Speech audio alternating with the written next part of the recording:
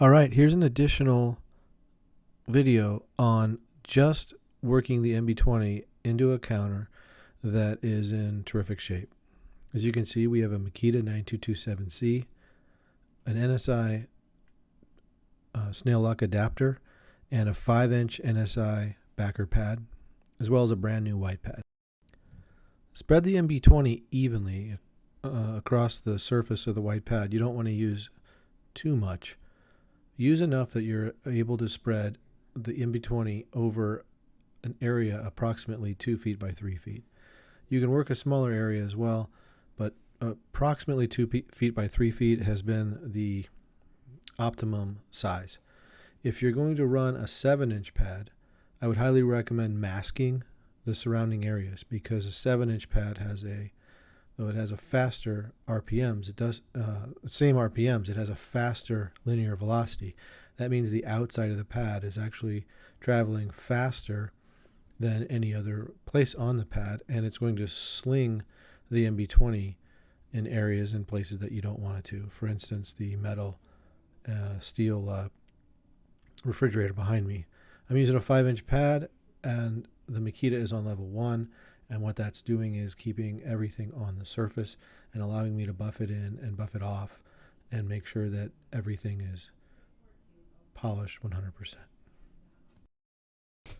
As you can see here, I'm moving the Makita back and forth and up and down in a grid pattern. This isn't always necessary. The most important thing is that you move the Makita in such a way as to remove all of the residues and all of the streaks. I also keep the Makita at level 1. This has helped me make sure that I don't end up burning the MB20 into the surface, causing streaks that are very difficult to remove. Many operators and applicators have expressed issues with MB20 with streaking, and the streaking is almost always caused by overheating the product and burning it into the surface, causing this ghost streaking that is difficult to remove. When ghost streaking does occur, add a small amount of MB20 to your white pad and work that area in such a way as to remove the residues fully. In other words, instead of doing a 2x3 area, do a smaller area with a smaller amount of MB20 at level 1 and just work it until it's gone. From one area to the other, you must overlap. And by overlap, I mean you must push your machine at least a half a machine's width into the area that you have just done. The reason for this is the outside edge of any area that you're polishing is always going to be the area that does not get polished as much as the center.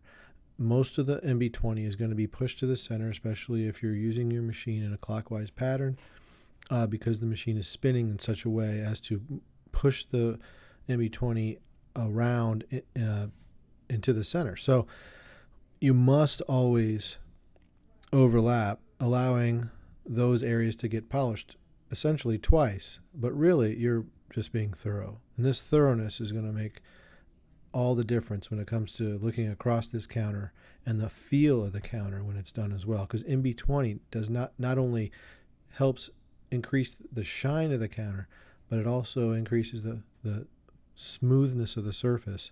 So when you look across it and when you run your hand across it, it feels better. As with the videos you've seen prior to, this polishing process is only a polishing process. To get a good seal on this, you have to apply a high quality impregnating sealer. If you have trouble finding sealers for granite, just give us a call, email, or check out easystonecare.com. You can find all the products that we use on easystonecare.com. So as you can see, after we come to a close here, this countertop has increased in shine significantly.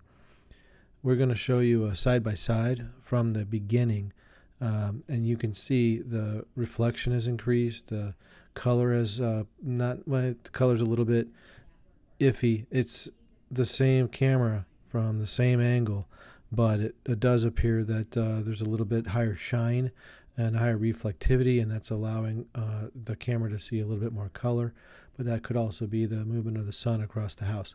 This is an empty house with no lighting.